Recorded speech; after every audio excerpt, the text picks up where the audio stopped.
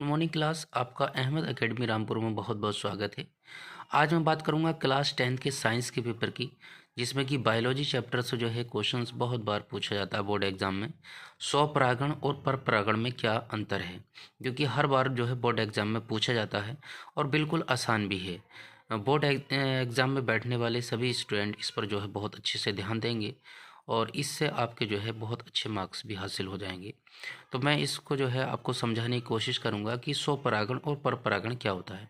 देखिए, स्वपरागण में होता है एक पुष्प के पराग कण उसी पुष्प के वर्तिकाग्र पर या उसी पौधे के किसी अन्य पुष्प के वर्तिकाग्र पर पहुंचने को स्वपरागण कहते हैं।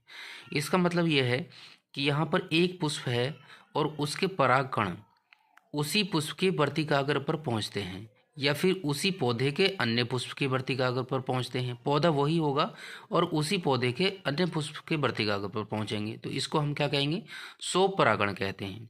ठीक है। और इसमें पराग कणों का कम अपव्यय होता है, यानी कि कम खर्च होता है।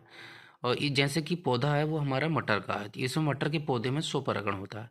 अगर हम बात करते हैं परपरागण की, तो इसमें एक पुष्प के पराग कण उसी जाति के, यानी एक पुष्प के पराग कण उसी जाति के अन्य पौधे के, यहाँ पर जो है वही पौधा था या वही पुष्प था, और यहाँ पर जो है एक पुष्प के पराग कण उसी जाति के अन्य पौधे, यहाँ पर जो है दूसरा पौधा हो गया। यहाँ पर वही पौधा है, वही पुष्प है स्वपरागण में, और परपरागण में क्या है? पौधा कोई अन्य हो गया। तो एक पुष्प के पराग कण उसी जाति के अन्य पौधे के पुष्प के वर्तिकाग्र पर पहुंचने को परपरागण कहते हैं। समझ में आई बात? यहाँ पर स्वपरागण में क्या था? स्वपरागण में एक ही पुष्प था तो उसके परागण वर्तिकाग्र पर पहुंच रहे थे, या फिर जो है एक पौधा था, उससे एक पुष्प से दूसरे पुष्प पर पहुंच रहे थे। पौधा एक ही था तो उस पर परागण जो है दूसरे वर्तिकाग्र पर पहुंच रहे थे, तो ये था हमारा स्वपरागण। अब यहाँ पर परपरागण में क्या है? एक पुष्प के पराग कण उसी जाति के अन्य पौधे के पुष्प के वर्तिकाग्र पर पहुंच रहे हैं।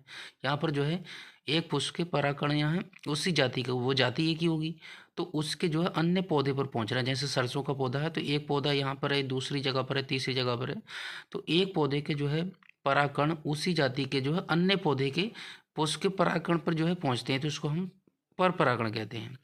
यहाँ पर क्या होता है? परागकणों का अधिक अपव्यय होता है, यानी कि यहाँ पर जो है जो खर्च होता है परागकणों का वो ज़्यादा होता है। तो इसमें स्वपरागण के लिए जो एग्जाम्पल है वो हमारा उदाहरण है वो मटर के पौधे का है, और परपरागण के लिए जो उदाहरण है हमारा वो सालविया या फिर सरसों के पौधे का। तो सरसों के पौधे में परपरागण होता है और मटर के पौधे में जो है स्वपरागण होता है। ठीक है। अब यहाँ पर स्वपरागण की बात आती है। पुष्प द्विलिंगी होते हैं, संकर ओज अनुपस्थित होता है इसके अंदर, यानी पुष्प जो है वो द्विलिंगी होते हैं, यानी इसमें क्या, इसके अंदर जो है द्विलिंगी होते हैं। और परपरागण क्या होता है?